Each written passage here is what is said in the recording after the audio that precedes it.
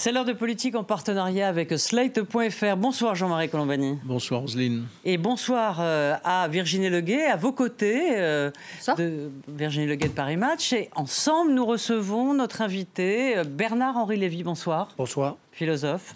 Donc BHL, l'homme qui aime défendre des causes, des pays, la Libye, même si on vous l'a reproché après, des hommes, les Peshmerga, ces combattants kurdes qui luttent contre Daesh. La cause qui vous préoccupe en ce moment, eh bien, c'est l'Europe. Avant les élections européennes, vous êtes parti en tournée jouer votre pièce, écrite par vous et jouée par vous, Looking for Europe. Cette pièce, nous l'avons vue tous autour de cette table. Pendant 1h40, sur scène, vous nous parliez de cette princesse Europe, de ses pays, de son âme, de son histoire, de ses personnages mythiques et des menaces aussi qui pèsent sur elle. Et puis aussi de vos déceptions.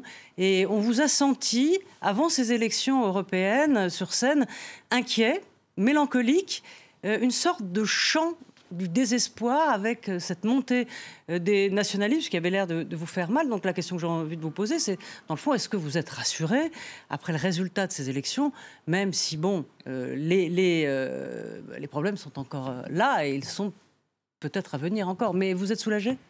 Non, c'était une pièce, pas de désespoir, c'était une pièce de rage et de colère contre tous ces populistes ou ces néofascistes qui étaient en train de naufrager le rêve européen, mais c'était une pièce d'espoir, parce que j'espérais bien que les efforts des uns et des autres, très, très modestement les miens, mais surtout ceux des vrais pro-européens dans le continent, porteraient leurs fruits et que l'Europe sortirait de là pas trop mal. Et de fait, les résultats étaient plutôt bons.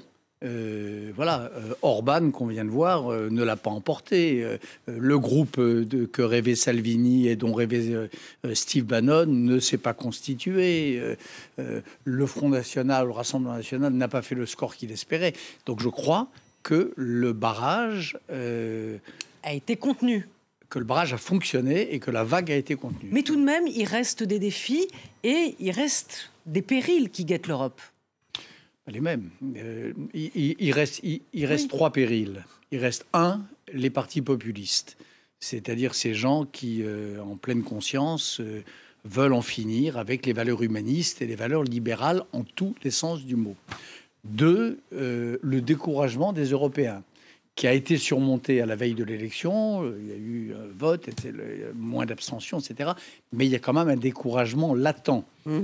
Et puis, troisièmement, il reste des ennemis extérieurs d'une très grande détermination. Faut pas que la Russie et les États-Unis d'aujourd'hui et les Chinois. Et Erdogan. Vous avez là 3 ou 4 forces qui sont vraiment décidées et qui feront tout pour casser le projet européen. Jean-Marie, Virginie. Non, c'est la première fois dans l'histoire, au fond, que l'Europe elle a été historiquement soutenue par les États-Unis d'Amérique. Elle est d'ailleurs en partie issue de la remise en ordre qui a succédé à la Deuxième Guerre mondiale. Elle s'est un petit peu construite au point de départ face au mur de l'Est, mais c'est la première fois qu'il y a cette conjonction, à la fois une Russie qui cherche à la démanteler, des États-Unis qui entrent en guerre commerciale contre l'Union européenne, qui décrètent même que l'Union européenne était quelque chose de négatif. Et puis, vous l'avez cité, il y en a d'autres autour, plus les ferments de désintégration interne à l'Europe, et qui sont essentiellement les partis populistes. C'est pour ça que Roselyne, tout à l'heure, parlait un petit peu du ressenti qu'on pouvait avoir en vous écoutant, qui était presque du désespoir, malgré tout. En tout cas, pas le découragement, mais quand même une forme de fatalité comme cela. Alors, je crois que globalement, pour les Européens de cœur et de conviction, la situation est extrêmement critique.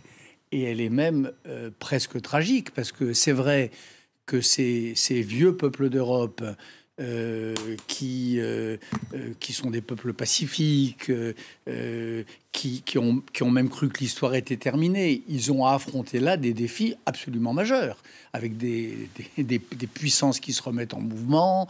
Et puis, cette situation nouvelle, c'est pas les États-Unis, c'est Trump, qui déclare la guerre commerciale à l'Europe parce qu'il n'aime pas les valeurs que l'Europe incarne.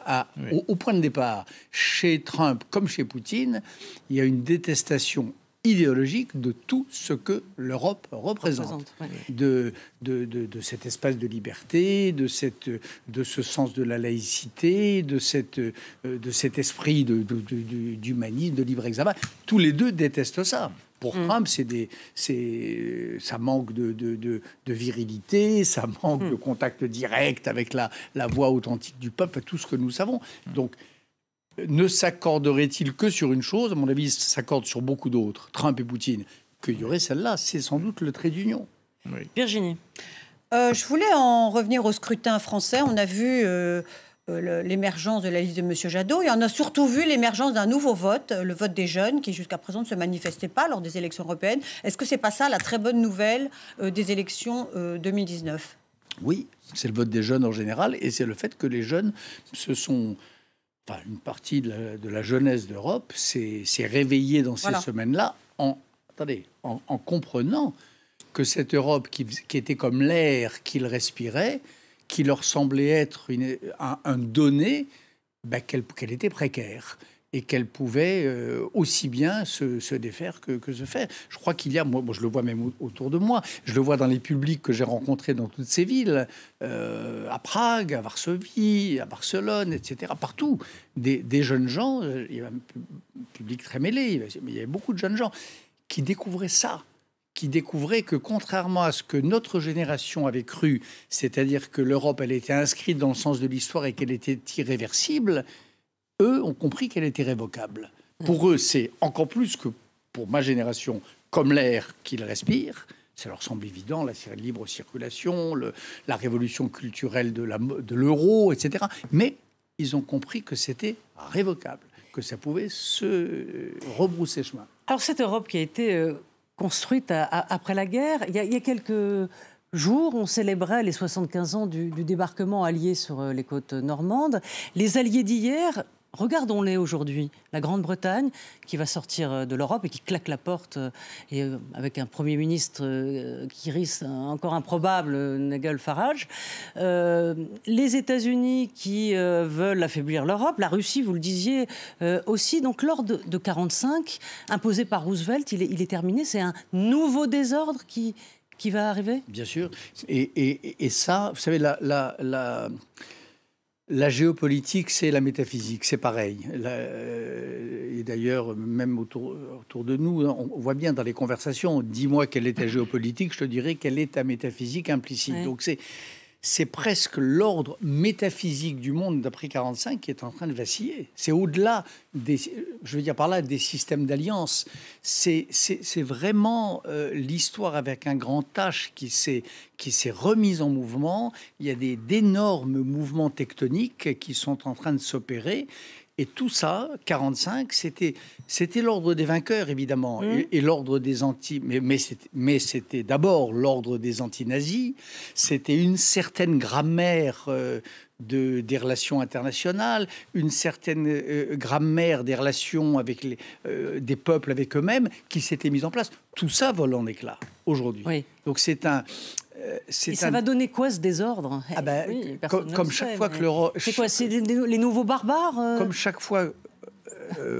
enfin, les nouveaux barbares, oui, il y a, oui, sauf qu'il y a des barbares partout.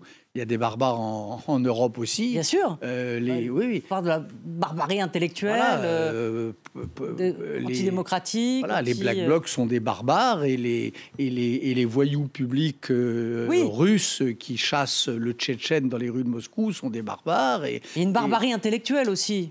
Il y a une barbarie universelle qui est en train de se réveiller partout. Il y a une sorte de levée du tabou sur cette barbarie dont Freud disait qu'elle était là, assoupie sous le mince vernis de la civilisation ou de l'ordre post-45, qui est en train de se réveiller partout. Donc, où ça va, ça évidemment, personne ne sait. Dans ces moments-là, vous savez, je crois que Georges Bataille disait cela autrement, mais dans la préface au bleu du ciel, à la fin des années 30. Dans ces moments comme ça où l'histoire accélère, personne ne sait où va le train. Personne n'est en mesure d'ailleurs de freiner la course folle du train. On peut éventuellement le réorienter. Mais en tout cas, c'est ça l'histoire aujourd'hui. Pour rester sur la géopolitique, il y a de nouveaux désordres qui s'installent. Il y a un phénomène majeur qui s'est produit, en partie lié à l'absence de l'Europe ou à la défaillance européenne, mais aussi au changement de pied des États-Unis. C'est l'axe Iran, Russie, Syrie, avec un vainqueur qui est Bachar el-Assad, avec la Russie qui est maintenant maîtresse du jeu dans beaucoup d'endroits, alors qu'auparavant, c'était, j'allais dire, presque un protectorat américain. Bref. Et aujourd'hui, à nouveau, des bruits de bottes, des rumeurs de guerre. Est-ce que vous êtes plus tard qu'aujourd'hui, d'ailleurs. Oui, aujourd'hui, avec le drone américain abattu par les Iraniens. Pour les uns, c'est au-dessus de l'espace aérien iranien. Pour d'autres, c'est dans l'espace international. Mais ça fait partie de cette montée des périls. Est-ce que vous croyez Trump capable, justement, soit volontairement, soit par accident, de déclencher une guerre, parce qu'il a fait de l'Iran sa cible principale. Et là, on est au bord de quelque chose qui commence à ressembler à un avant-guerre. On n'est pas au bord. La montée des périls, c'est pas aujourd'hui. La montée des périls, c'est en 2011, en 2012, en 2013, quand on a laissé tomber les Syriens, quand on a laissé la soldatesque iranienne et les conseillers russes dépecer le peuple syrien. Là, les gens, aujourd'hui, on dit monter des périls parce qu'il y a un drone abattu, parce qu'il y a 2 missiles dans le contre un qui vise un pétrolier. Mais la vraie montée des périls, celle qui a fait des centaines de milliers de morts, qui a détruit totalement un pays, elle date d'il y a déjà plusieurs années. Là, c'est un épiphénomène d'un long processus de déstabilisation dont les Russes, les Iraniens sont les protagonistes principaux. Et les bénéficiaires. Et les bénéficiaires qu'avaient semblé entériner et Barack Obama et Donald Trump. Et il semblerait là que depuis quelques jours, depuis quelques semaines, il y a un réveil de l'administration américaine qui se rendrait compte, sous l'influence de certains, que, après tout, on est en train de livrer le Proche-Orient à des États voyous. Bon, c'est ça qui se passe. Mais le phénomène de fond, il a commencé depuis bien longtemps. Et le crève-cœur et le chagrin, ça fait quelques centaines de milliers de morts qu'il devrait nous étouffer. Mais dans l'immédiat, on peut penser à un mauvais remake de la guerre d'Irak, avec aussi son lot d'informations qui sont difficiles à contrôler, en nous expliquant que les Iraniens font ceci, font cela, pour justifier d'une opération militaire que tout le monde semble craindre par ailleurs. Donc, comment vous-même... Encore une fois, moi, ce qui me frappe, c'est que les gens semblent plus émus par un drone abattu que par 400 000 Syriens massacrés et par des enfants gazés. Moi, c'est ça qui me semble aveuglant. Voilà, ils semblent plus émus par ce qu'on appelle des bruits de bottes que par le long calvaire du peuple soudanais dont il était en train de se réveiller et dans lequel on est en train de lui replonger la tête. Ça, c'est les événements majeurs. Après, est-ce que l'administration Trump va finir par faire entendre la voix des États-Unis ou pas? Moi, personnellement, je l'espère. Moi, je suis pro-américain. Et je pense qu'il y a une différence de nature entre les démocraties et les États totalitaires. Ça, c'est une question. Est-ce qu'on peut toujours être pro-américain dans une Amérique dirigée par Trump?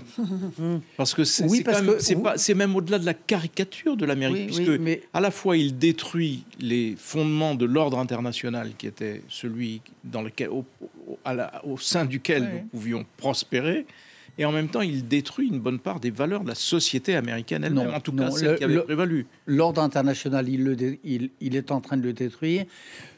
Les piliers sur lesquels l'Amérique s'est fondée sont plus solides que Trump. L'Amérique durera Oui. quand Trump aura quitté la scène. Absolument. Ça, vraiment, je le crois très profondément. Et quiconque va régulièrement aux États-Unis se rend bien compte de ça. Trump est quand même, même il va peut-être être réélu, mais il y a un mur. Le vrai mur, c'est pas le mur imaginaire du Mexique, c'est le mur de la société civile américaine sur lequel il est en train, bien souvent, à plusieurs reprises, de se casser la tête et les dents. Virginie. La destruction des fondements de l'ordre international, la montée des périls. Est-ce que face à ces menaces, le couple franco-américain n'a jamais semblé aussi fragile? Est-ce qu'Emmanuel Macron a raison de vouloir s'en émanciper? Écoutez, il a raison surtout de prendre acte de la... du nouveau discours de l'administration américaine. Ce sont les États-Unis qui ont signifié à la France provisoirement, qu'ils ne partageaient plus les mêmes valeurs, qu'ils ne livreraient plus les mêmes batailles, qu'ils n'avaient plus les mêmes alliés, que ce qui se passait en Syrie leur importait peu, que l'Ukraine était pour eux un problème secondaire et que l'Europe était un libre marché et certainement pas un espace politique original défendant une certaine idée d'aspiration. C'est Trump qui a déclaré la guerre à l'Europe. Est-ce que l'Europe ne devrait pas être plus soudée face à cette guerre? Alors qu'Emmanuel Macron en prenne acte premièrement, en accusant réception de cette violence trumpienne, cette violence verbale et rhétorique et morale, et deuxièmement, en invitant les Européens à se souder et en se faisant le champion de cette solidification de l'Europe, ça c'est bien. Et il me semble que c'est une des choses dont on peut lui faire crédit. Est-ce que ce champion n'est pas un peu solitaire aujourd'hui? Oui, mais c'est un champion, oui, quand on a besoin d'un champion, c'est bien parce qu'il est solitaire. Si l'Europe était tout entière mobilisée derrière ses propres valeurs, tout entière décidée à faire échec aux manœuvres poutiniennes, tout entière décidée à désigner pour ce qu'ils sont les partis pro-russes à Paris, c'est-à-dire en France et en Europe, c'est-à-dire comme le parti de l'ennemi, on n'aurait pas besoin d'un champion. On a besoin d'un champion parce que c'est vrai que une grande partie de l'Europe est aujourd'hui aveugle au danger qui la menace. Un champion n'est fort que s'il entraîne derrière lui d'autres pays. Eh bien, il attend. Je pense que, vous savez, pendant cette tournée théâtrale, mais qui était aussi une tournée politique, j'ai rencontré des publics, mais j'ai aussi rencontré les dirigeants populistes, les Orban, Babiš, et puis des gens formidables, le Premier ministre portugais, le Premier ministre grec, Alexis Tsipras, que j'ai découvert à cette occasion, le président d'Irlande, peu importe, un grand nombre d'entre eux. Ce qui m'a frappé, c'est la confiance qu'ils ont tous en Macron. C'est le fait qu'ils s'en remettent. Y compris Orban? Non. Ah bon. Non, les autres. Je parle de Tsipras, je parle du portugais, je parle des Espagnols, je parle des... fait confiance à Nicolas Sarkozy, c'est autre chose. Voilà, non. Le camp anti-Orban, anti-Babiš, anti-populiste en Europe...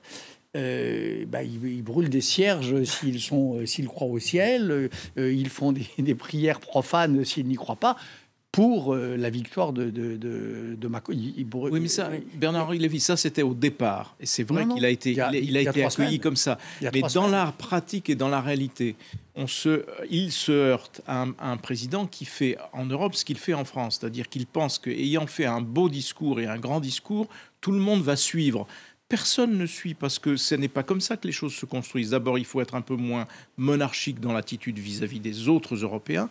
Et ensuite, il faut coaliser, il faut construire quelque chose. Ce qu'il ne fait pas. Il fait des grands discours et il pense que les gens vont le rejoindre. Le résultat étant qu'il est seul. On le voit encore aujourd'hui dans les discussions sur la succession de M. Juncker. Des postes. On voit cette solitude. C'est une faute politique que de se comporter comme cela, surtout dans ce contexte. Il y a deux formes de solitude. Il y a la solitude arrogante et il y a la solitude de celui qui, coûte que coûte, portent un drapeau et portent des valeurs et qui disent, en effet, qui même me suivent. Moi, je crois que là, ce que vous appelez la solitude de Macron, elle ressemble plutôt au second cas de figure. Je ne crois pas du tout qu'il y ait... et en tout cas, ça je peux vous le dire de première main, j'ai rencontré encore une fois la plupart des chefs de gouvernement des pays européens que j'ai visités, qui ne sont pas les populistes, tous comptent sur Macron. Vous ne parlez pas de l'Allemagne. Tous se reconnaissent en Macron. Tous espéraient à l'époque que Macron Nathalie Loiseau ferait un score convenable et ne serait pas fragilisée par... Vous ne parlez pas de l'Allemagne, pardonnez-moi, qui était le partenaire historique. Mais l'Allemagne aussi. Alors, il y a peut-être, moi j'en sais rien, il y a peut-être des problèmes personnels, voire politiques, etc. Mais les intellectuels allemands, la presse allemande, etc., tous sont, mais sont macroniens. Mais ça a toujours été le cas vis-à-vis de la France. Il y a toujours eu une attente vis-à-vis de la France. Oui. Et là, il me semble que Macron n'est pas encore au rendez-vous de ce qui est attendu, précisément. Je voudrais qu'on parle de politique française. Vous êtes proche de Nicolas Sarkozy, puisque c'est vous qui l'avez convaincu d'intervenir en Libye à l'époque lorsqu'il était président. Aujourd'hui, il est accusé de corruption et renvoyé devant le tribunal correctionnel. Il a épuisé tous ses recours. Pensez-vous, comme certains le disent, qu'il y a eu un acharnement judiciaire contre lui, puisqu'il y a plusieurs affaires? Est-ce qu'il y a une compétition entre les juges qui se disent lequel va faire tomber Sarkozy? Ou vous dites, bon, ben voilà, il y a eu quand même des choses qui ont été prouvées avec l'affaire des écoutes, tout de même. Voilà, votre réaction là-dessus. L'affaire des écoutes. Pour moi, il y a une première affaire des écoutes, c'est qu'on n'écoute pas les conversations d'un client et de son avocat. Ça, pour moi, c'est la première affaire. Même si elles ont été validées par le Conseil constitutionnel. Je donne mon avis à moi. C'est le cas. Non, mais c'est le cas. Oui, d'accord. Oui. Ben, moralement, je trouve choquant. Et démocratiquement, je trouve que c'est un vrai problème. Problème de liberté. Il y a des lieux de secret. Il y a le confessionnal, il y a le rapport à son médecin, il y a le rapport à son psychanalyste, il y a le rapport à son avocat. C'est des choses qui me semblent inviolables. Et ça, je crois que ça fait partie de la démocratie. Ça m'a choqué. Et deuxièmement, le côté... les écoutes dérivantes. Oui, les filets dérivants. Les filets dérivants. On écoute à tout hasard et on verra ce qu'on ramassera. Ouais. Ça me semble... Alors là, il me semble contraire au principe du droit démocratique. Voilà, ça c'est... Pour moi, il y a déjà ces deux affaires-là. Après, troisièmement, il y a apparemment une affaire Azibert. Honnêtement, je vous dis la vérité, je n'y comprends rien. Oui, c'est-à-dire un homme, ancien président de la République, qui est accusé... il veut savoir ce qui se passe dans un dossier. Il est accusé d'une intervention qu'il n'a pas faite en échange d'un bénéfice qu'il n'a pas eu. Et dans le cadre d'une affaire où il a... Mais il a tenté, tentative. Où il y a eu non-lieu, je vois pas très... Sérieusement. C'est l'intention qui caractérise la corruption. C'est pas le résultat, c'est l'intention. Oui, alors là aussi, je dois être très vieux jeu, mais je trouve que condamner quelqu'un... je parle du tribunal de l'opinion, ou demain d'un vrai tribunal, sur des intentions, ça me paraît redoutable. Alors, il y a une autre question. L'affaire du Mondial 2022 attribuée au Qatar. Donc, Michel Platini a été en garde à vue ces derniers jours. Il est ressorti libre. Mais Platini, on va le mettre un peu de côté, mais au cœur du soupçon, c'est un déjeuner en 2010 à l'Élysée avec l'émir du Qatar et l'ancien joueur. Il y a Nicolas Sarkozy, bien sûr, puisque c'est à l'Élysée. Et c'est après ce déjeuner que l'ancien joueur aurait donné son vote au Qatar, alors qu'il avait dit qu'il voterait pour les États-Unis. Mais le vrai sujet n'est-il pas les relations d'influence qu'entretenait Nicolas Sarkozy avec ce pays? Ses ennemis disaient Nicolas Sarkozy, c'est l'agent du Qatar en France. Écoutez, oui, les ennemis disent ça. Non, mais vous l'avez vu de près sur ces sujets-là, est-ce qu'à un moment, il vantait cette influence? Moi, j'ai vu Nicolas Sarkozy... Il a remercié les infirmières bulgares au moment où... Attendez, je vous réponds très précisément. Ouais. Moi, j'ai vu Nicolas Sarkozy de près. Je connais depuis très longtemps. C'est un vieil ami, mais je l'ai vu de près pendant la guerre de Libye. Je ne veux pas me dérober.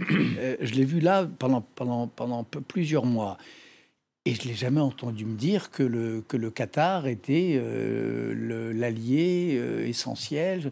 Il y avait une coalition internationale où il me semble que les Émiratis, par exemple, au moment des premiers bombardements sur les forces armées de Kadhafi, étaient beaucoup plus importants que les Qataris, où il y avait des États africains qui avaient un rôle tout à fait essentiel. Voilà, moi, je n'ai pas le souvenir, je n'ai pas eu l'impression, je n'ai pas que le Qatar avait une place si privilégiée que cela dans la diplomatie française de l'époque. Voilà.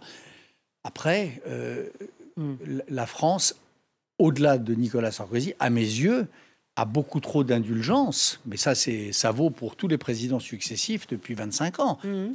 Pas seulement pour le Qatar, pour l'Arabie Saoudite, par exemple, qui en termes de violation des droits de l'homme, de diffusion du terrorisme, de financement de la barbarie, se pose là. Et là, je trouve qu'on est beaucoup trop complaisant, on ferme trop les yeux, on n'exerce pas cette autorité morale dont je vous disais qu'elle était reconnue à la France, à Macron, et dont Jean-Marie Colombani disait qu'elle est reconnue à la France en général. On pourrait l'exercer bien davantage pour, dans le cadre des relations diplomatiques normales, dire à nos partenaires, voilà, on fait pas ça, on vous achète pas de je ne sais pas quoi, de pétrole, on vous vend pas d'avion si vous ne respectez pas. Je voudrais qu'on reste sur les questions françaises, si vous voulez. Oui, justement, parce que dans la série Lanceur d'alerte, vous aviez écrit ce grand cadavre à la renverse, qui à l'époque, moi, m'avait paru un peu trop alarmiste, un peu trop pessimiste, un peu trop désespérant, et qui en fait s'est traduit après par le quasi-suicide, enfin le suicide collectif des socialistes, et avec une gauche qui aujourd'hui est au-delà des miettes d'ailleurs, il ne reste pratiquement plus rien.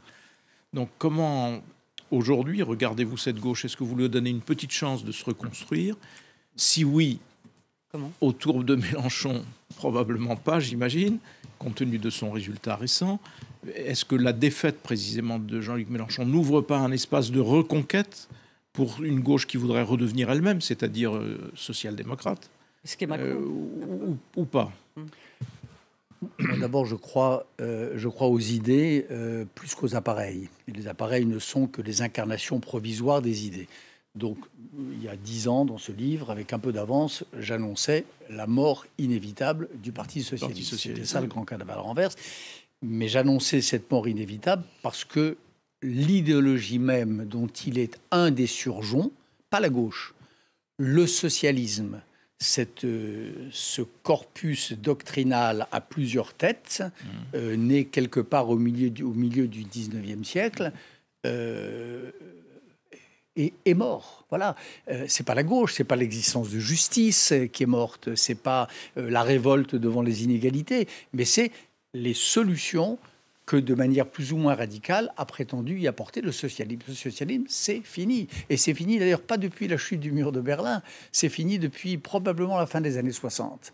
Pour moi, mai 1968, dont on a fêté l'année dernière le 50e anniversaire, c'était l'acte de décès du socialisme à l'ancienne. Alors, ce socialisme à l'ancienne, il avait plusieurs formes. Il avait le PC, là, qui est mort depuis assez longtemps. Il y a Mélenchon, qui est en train de gigoter et qui, malgré son talent personnel indéniable, est en train de révéler la nudité de sa royauté. Et puis, il y avait le Parti socialiste, cette forme social-démocrate du socialisme qui est en train de mourir. Donc, la gauche, autrement dit, elle va se reconstruire autour d'autres appareils et d'autres valeurs. Alors ça peut être l'écologie, ça peut être une réhabilitation, une nouvelle pensée des relations entre les deux libéralismes. Je pense par exemple que la gauche antilibérale, ça peut pas, elle est apparemment forte, mais je crois qu'elle est condamnée. En revanche, une gauche qui marierait, qui s'emploierait à penser ensemble, comme ça a été le cas avant le socialisme, dans la gauche du début du XIXe siècle, les deux libertés, les deux libéralismes, celle-là, je crois qu'elle a un avenir. Virginie. Voilà 2 ans qu'Emmanuel Macron est au pouvoir. Il vient d'affronter presque 6 mois de colère des Gilets jaunes. Diriez-vous qu'il les a bien compris? Diriez-vous qu'il aborde ces 3 dernières années dans une situation plus solide, ou qu'au contraire, son socle électoral reste fragile? Il les a compris aussi bien qu'un chef d'État peut comprendre un mouvement de ce genre. C'est-à-dire qu'il les a entendus et il a répondu. ce fameux grand débat qui était la seule réponse possible, digne d'une démocratie à cette colère d'une fraction très limitée au demeurant. Très largement soutenue par l'opinion publique. Voilà, oui. Ce qui change un peu la dimension. Donc l'analyse, c'est ça. C'est quelques dizaines de milliers de manifestants, mais soutenus par une majorité. Voilà. La réponse à ça, honnêtement, je trouve qu'elle a été juste. Et suffisante. Vous diriez qu'elle est suffisante? C'est la seule possible. D'abord, satisfaire les plus intelligibles des revendications par les 11 milliards de la fin du début décembre. Voilà, du mois de décembre. Puis ça, et puis, par ailleurs, ouvrir cette espèce de grande discussion nationale, ces espèces de cahiers de doléances, nouvelles manières, demander à qui veut d'exprimer ses interrogations, de formuler ses propositions, et d'essayer de synthétiser tout ça dans le respect du cap validé par une majorité des électeurs 2 ans plus tôt, honnêtement, je trouve que c'est impeccable. Voilà, c'est un président de la République élu au suffrage universel ne peut pas, parce que l'opinion soutient majoritairement un mouvement minoritaire, ne peut pas décider d'un seul coup, on déchire le mandat d'il y a 3 ans. Non, sa réponse, elle est juste. Le cap est maintenu. Le cap, c'est-à-dire le mandat qui m'a été donné. Là-dessus, bienvenue si vous avez des idées, des questions qui n'ont pas été posées, des réponses aux questions posées mais qui n'ont pas été. Franchement, je trouve que ça a été même un assez beau moment de socratisme démocratique. Mais suffisant pour apaiser les fractures. C'est fini. Oui, parce que là, il y en a... Oui et non, mais la démocratie n'est jamais apaisée. Le principe d'une démocratie, c'est qu'elle n'est jamais apaisée, qu'elle est toujours fracturée. Il n'y a que les ordres totalitaires où les fractures sont invisibles et où il y a la paix des cimetières. Donc oui, bien sûr que la France, elle sera éternellement en conflit avec elle-même. Tout est toujours fragile, c'est vrai. On passe à la chronique sur les réseaux avec Véronique Reissoult.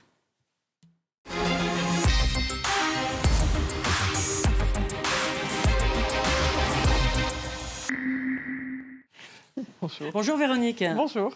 Donc on a parlé de Donald Trump et Donald Trump, c'est un Twitter fou. Un Twitter fou dans le sens où... Assidu en tout cas. Assidu. Frénétique. Tweet tout le temps. Alors, quand on regarde son profil, surtout depuis sa candidature là en Floride, du coup, je me suis dit qu'on allait faire son portrait robot sur Twitter, en tout cas de son compte. Et donc, on a regardé sur 1 an combien de messages il a tweeté, parce qu'on dit qu'il est très énervé sur le sujet. Donc, il a tweeté 4602 messages, ce qui est 1262 messages précisément de plus que l'année d'avant. Donc, il ne s'est pas calmé. On va dire qu'il continue de plus en plus. Ça vous donne une petite moyenne quotidienne de 12,6 tweets, donc c'est quand même assez conséquent. Après, on a une petite pointe, même ces 6 derniers mois, avec 13,8 tweets par jour, c'était difficile à dire. Et puis surtout, c'est amusant, son heure n'a pas changé. Il tweet entre 6h et 10h du matin à l'heure de San Francisco. Donc voilà, c'est lui, il tweet lui-même, il continue, il ne se calme pas. Alors vous allez dire, bon, ça ne doit pas non plus passionner tout le monde, parce que ce n'est pas si nouveau. Bien, figurez-vous qu'il a gagné 8 millions d'abonnés sur une année, donc on peut dire que le taux d'intérêt de M. Trump, en tout cas, heure de Washington, pardon, je me suis trompée. Oui. Bon, voilà. Ça aurait voulu dire qu'il se levait à 2h du matin. Ouais, c'est ça. J'étais en train de compter. Qu'il ne dormait pas du tout. Qu'il ne dort pas du tout, en fait. Non, je crois qu'il dort. Enfin, ça, j'ai pas l'info. Par contre, il a gagné 8 millions d'abonnés, donc ça veut dire que quand même, il continue à intéresser. Alors, on pourrait se dire intéressé, mais est-ce que ça veut dire que les gens sont mobilisés? Eh bien, oui, parce que figurez-vous qu'on a regardé le taux d'engagement, c'est-à-dire est-ce que les gens reprennent, et il a 119 000 interactions en moyenne par message. Donc, ça veut dire que quand même, non seulement on le suit, mais voilà, ces messages sont repris, suscitent de l'engagement. Donc voilà, on va dire que ça, c'est son portrait robot. Les choses se sont plutôt même améliorées pour lui sur ce sujet. Le deuxième point était de se dire, du coup, finalement, cette candidature qui a été annoncée, qui était peut-être pas si surprenante que ça, est-ce que ça a fait parler? Eh bien oui, en 24 heures, on a eu plus de 731 000 messages. Donc oui, il continue aussi à susciter une forme de curiosité, certes, mais aussi d'actualité. En tout cas, il suscite beaucoup de messages. Et puis ça, c'était sur l'ensemble du monde. Et je me suis dit, est-ce qu'en France, les choses ont un peu changé? Parce que vous savez qu'en France, on aime bien, en tout cas sur les réseaux, critiquer et détester M. Trump. Donc je me suis dit, est-ce que ça, c'est resté constant? Et pour le faire, le plus simple était de regarder finalement les emojis. Et vous voyez qu'en fait, il y a quelque chose qui a changé quand même. Beaucoup d'émojis évidemment négatifs. Vous avez les larmes, la tristesse, le feu, le danger, la bombe, enfin plein de messages sont négatifs. Mais vous avez aussi des messages assez positifs qui commencent à apparaître avec des gens qui applaudissent, qui disent bravo, c'est bien, des étoiles dans les yeux. Donc quelque chose d'assez nouveau finalement dans les messages qui sont portés sur M. Trump, sachant que globalement tout le monde est d'accord pour dire que c'est important, c'est les points rouges et les triangles rouges pour les États-Unis et pour le monde, d'où la map monde. Donc globalement, quand même, M. Trump continue à intriguer en France, on peut dire. De toute façon, plus il y aura de journalistes ou de médias à dire qu'il va être réélu, et plus vous aurez des gens qui l'approuveront et qui viendront vers lui. Ça, c'est assez mécanique. L'autre, le point le plus important et le plus dangereux, me semble-t-il, c'est l'idée que sa guerre commerciale puisse être efficace. Mais c'est ça qui apparaît petit à petit dans les journaux, c'est mais finalement, est-ce qu'il n'avait pas raison de s'affronter de cette façon à la Chine? Alors que potentiellement, je veux dire, sur le moyen terme... Ça va lui coûter plus tard. Sur le moyen terme, il est en train de détruire un certain nombre de choses. À court terme, ça marche. Mais ça marche même en France. Vous voyez, les deux petits... c'est une bulle. Le petit ouvrier et la petite brique, c'est justement ça qu'il y a derrière. C'est que les gens disent, c'est ça qui est trompeur chez les populistes, c'est que Trump, on dit, son économie marche super bien, mais en fait, c'est du court-termisme. C'est comme, c'est ce qu'il expliquait dans son livre L'art du deal. Il fait des deals de court terme, qui sont rentables apparemment dans l'immédiat, à l'échelle de sa propre vie et de la vie de son clan. Mais il se moque comme d'une guigne du destin des États-Unis d'Amérique. Alors on va passer à un autre sujet. Donc, c'est pas si éloigné que ça que de Donald Trump, puisqu'il s'agit d'un usage par un politique de nouveaux outils numériques. Vous allez nous dire ça? Alors en fait, j'en avais peut-être entendu parler, mais je me suis dit que c'était amusant parce qu'on vient de parler de M. Trump qui utilise beaucoup les réseaux sociaux.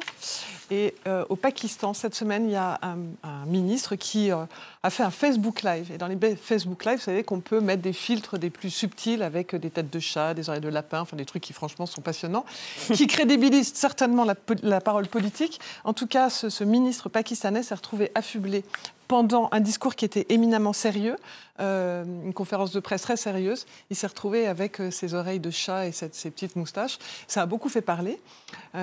Évidemment, c'était pas fait exprès, mais ça c'était pas non plus, c'était pas une erreur. C'est quelqu'un dans son équipe qui s'est trompé. Ça a beaucoup fait parler. Et après, ils ont fini par se dire, mais finalement, en même temps qu'on a beaucoup parlé, on a aussi beaucoup parlé du truc. Et donc la question que je posais, c'est pour ça que je disais que c'est pas si loin que ça du politique. Est-ce qu'il faut que, pour qu'on écoute les discours, on mette des oreilles de lapin à M. Le Drian? Je ne sais pas. C'est une question à se poser. En tout cas, c'est certainement des nouveaux outils et les politiques doivent se poser la question de comment ils les utilisent. Vous voulez dire que sur une erreur de base, c'est devenu presque un concept? C'est devenu au Pakistan, ils en ont énormément parlé et du coup, les gens sont intéressés au contenu. Au début, c'était pour rire, puis après, ils se sont dit, non, mais voilà ce qu'il disait. Et donc, il y a des gens qui ont regardé ce sujet alors qu'ils n'auraient jamais regardé. Donc après, est-ce que le mal est mieux que le pire? Est-ce qu'il faut être délégitimé pour être entendu? C'est ça, c'est terrible. J'ai trouvé, au début, ça m'a fait rigoler. Et après, c'est terrible. Avec l'ère du fake news, l'ère de... Voilà. La semaine dernière, je vous ai fait deepfake. Je fais que des bonnes nouvelles en ce moment. Vous avez vu, c'est chouette. C'est la décrédibilisation du politique. Du politique jusqu'au bout. Définitif. Vous avez quelque chose à dire pour conclure de ce qui a été dit? Oui, c'est que je suis convaincu qu'on regardait les oreilles, mais qu'on n'entendait pas ce qu'il disait.